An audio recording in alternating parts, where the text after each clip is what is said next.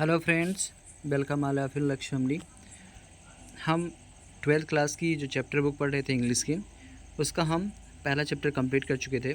पहले चैप्टर का नाम था लास्ट लेसन। अभी हम बढ़ते हैं सेकेंड लेसन की तरफ, जो हमारा है लास्ट स्प्रिंग। उसे हम समझते हैं। तो stories of stolen child about the author. इसके जो ऑथर हैं अनीश जंग हैं, जिनका जन्म 1964 में हुआ था।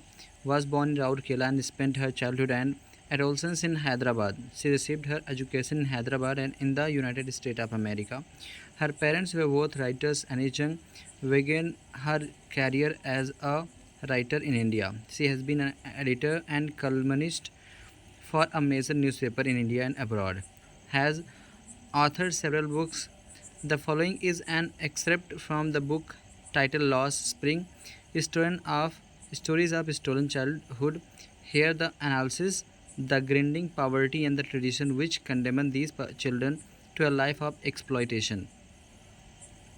समझते हैं कि जो यह स्टोरी है लास्ट स्प्रिंग, वह गरीबी की दशा को दिखाती है।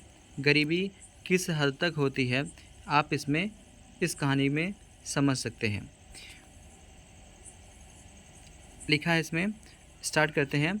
Sometimes I find a rupee in the garbage. कभी कभी मुझे कूड़े में 1 रुपये मिल जाते हैं। कभी कभी मुझे कूड़े में 1 रुपये मिल जाते हैं। Why do you do this I ask sahib whom I encounter every morning scrounging for gold in the garbage dumps of my neighborhood. तो जो राइटर हैं अनीश जंग, वह भारत के विभिन्न क्षेत्रों का दौरा करती हैं, यात्रा करती हैं, और वह विभिन्न प्रकार के लोगों से मिलती हैं। एक बार वह पहुंचती हैं दिल्ली के करीब, और वहाँ कुछ लोग मिलते हैं और वह उनसे जो बातें करती हैं, उन्होंने इस पाठ में, इस चैप्टर में लिखा हुआ है। तो इसमें वह पूछती है किसी व्यक्ति से, उस व्यक्ति का नाम क्या है, उस बालक का क्या नाम है, साहेब। तो पूछती हैं, why do you do this, तुम ऐसा क्यों करते हो। आई आस्क साहेब, मैं साहेब से पूछती हूँ। whom I encounter every morning, जिससे मैं हर सुबह मिलती हूँ। Scrounging for gold in the garbage, जो कि कूड़े में गोल्ड की तलाश करता है। यहाँ गोल्ड का मतलब पैसा है, धन है। तुम ऐसा क्यों करते हो, मैं साहब से पूछती हूँ, जिससे मैं प्रत्येक सुबह मिलती हूँ, जो कि कूड़े में सिक्के की तलाश करता है, रुपए की तलाश करता है। डम्प्स ऑफ माई नेबरहुड, मेरे पड़ोस के कूड़े में, मेरे पड़ोस के कूड़ेदान में वह सिक्के की तलाश करता है। आगे समझते हैं। साहब left his home long ago, साहब ने अपना घर बहुत पहले ही छोड़ दिया था। साहब ने अपना घर बहुत पहले ही छोड़ दिया था। Set amidst the green fields of Dhaka, जो उसका घर था वह ढाका के हरे भरे मैदानों के बीच स्थित था। उसका घर ढाका के हरे भरे मैदानों में स्थित था। His home is not even a distant memory, शायद उसे अपना घर भी अब याद नहीं होगा। His home is not even a distant memory, वह अपने घर से बहुत दूर आ चुका है, इसलिए वह उसे भूल गया होगा। There were many storms that swept away their fields and homes, बहुत सारे तूफान आए जिन्होंने उसके घर को, उसके क्षेत्र को, उसके खेत को नष्ट कर दिया। There were many storms that swept away their fields and homes, बहुत सारे तूफान आए जिसने उसके घर को, उसके खेतों को नष्ट कर दिया। हिज मदर टेल्स हिम, उसकी माता उससे बताती हैं। दैट इज़ वाई, इसलिए दे लेफ्ट, उन्होंने वह स्थान छोड़ दिया। Looking for gold in the big cities, बड़े शहरों में पैसे की तलाश में। वेयर ही नाउ लिव्स, जहाँ वे लोग रहते हैं।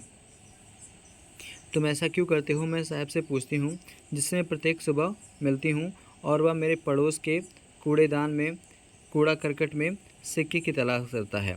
साहब ने अपना घर बहुत पहले ही छोड़ दिया था।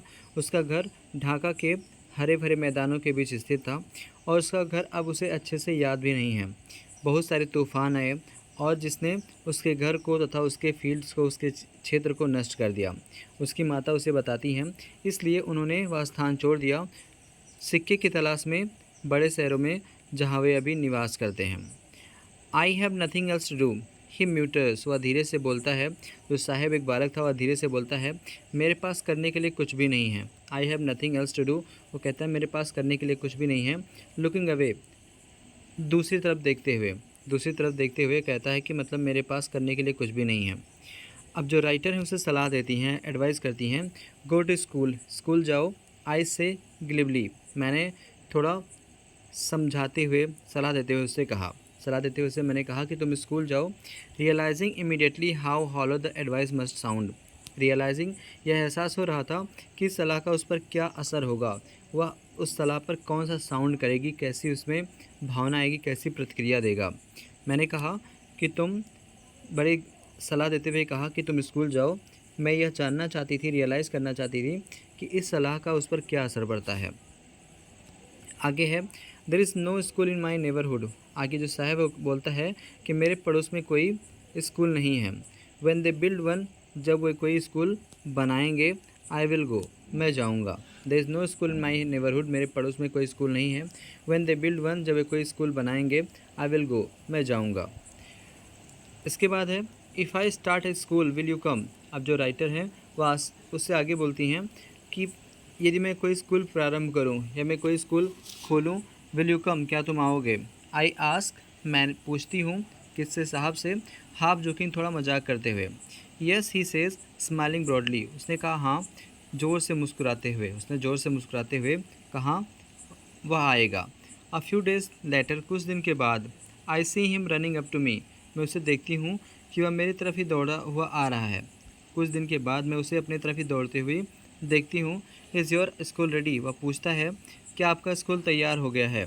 अ few days later I see him running up to me, कुछ दिन के बाद मैं उसे देखती हूँ कि वह मेरी तरफ दौड़ कर आ रहा है और पूछता है क्या आपका स्कूल रेडी है।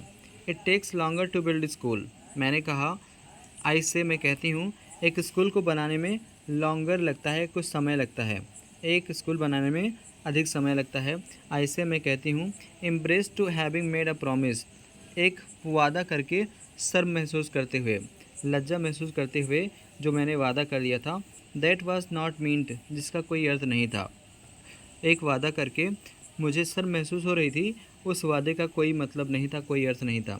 बट प्रोमिसेस लाइक माइन, लेकिन मेरे जैसे वादे, abound in every corner of his bleak world, इस संसार के प्रत्येक कोने में किए जाते हैं। मेरे वादे, मेरे जैसे वादे इस संसार के प्रत्येक कोने में किए जाते हैं। आगे समझते हैं। After months of knowing him, लगभग एक महीना जानने के बाद, after months of knowing him, लगभग एक महीना जानने के बाद, I ask him his name, मैं उसका नाम पूछती हूँ। I ask him his name, मैं उससे उसका नाम पूछती हूँ। वो आगे बताता है, साहिब आलम, उसने अपना नाम साहिब आलम बताया। ही अनाउंस, वह बताता है।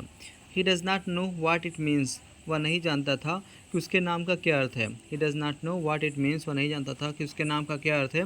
If he new it's meaning, यदि उसका अर्थ जान जाता। If he new it's meaning, यदि उसका अर्थ जान जाता।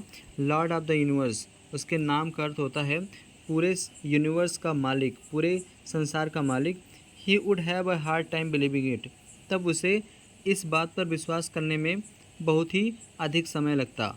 मतलब उसे इस बात पर बिल्कुल भरोसा नहीं होता कि उसके नाम का अर्थ यह है कि जो पूरे संसार का मालिक है, पर वह व्यक्ति जो पूरे संसार का मालिक बना बैठा है, वह कूड़ेदान में सिक्के तलाश रहा है। इस बात पर उसे भरोसा नहीं होता। Unaware of what his name presents, वह अपने नाम के अर्थ को नहीं समझता था। He roams the street with his friends, इसलिए वह अपने मित्रों के साथ गलियों में घूमा करता था। वह अपने नाम का अर्थ नहीं जानता था, इसलिए वह अपने मित्रों के साथ गलियों में घूमा करता था। An army of barefoot boys, एक सेना थी पूरे बेयरफुट बच्चों की, नंगे पैरों वाले बच्चों की एक पूरी सेना थी। Who appear like the morning birds, जो सुबह की पक्षी की तरह दिखाई देते थे। एंड डिसअपीयर एट नून, और दोपहर के समय गायब हो जाते थे। एक नंगे पैरों की बच्चों की सेना थी और जो सुबह के समय दिखाई देते थे तथा रात के समय या दोपहर के समय गायब हो जाते थे। ओवर द मंथ्स, लगभग एक महीने से, I have come to recognise each of them, मैं लगभग प्रत्येक व्यक्ति को पहचानने लगी थी। लगभग एक महीने से मैं प्रत्येक व्यक्ति को पहचानने लगी थी। अब आगे राइटर पूछती है, why are you not wearing chappals, I ask one.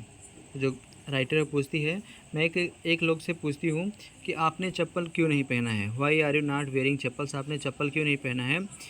वो उत्तर देता है, my mother did not bring them down from the self, वो उत्तर देता है कि मेरी माता जी उसे अलमारी से नहीं उतारती हैं, मेरी माता जी उसे अलमारी से नहीं उतारती हैं। ही आंसर सिंपली, वह बड़ी साधारण उत्तर देकर बच जाता है। वह बड़ा साधारण उत्तर देता है कि उसकी माता जी अलमारी से नहीं उतारती हैं। अब यहाँ तक हम कंप्लीट कर चुके हैं। नेक्स्ट वीडियो में हम आगे कंटिन्यू करेंगे। धन्यवाद।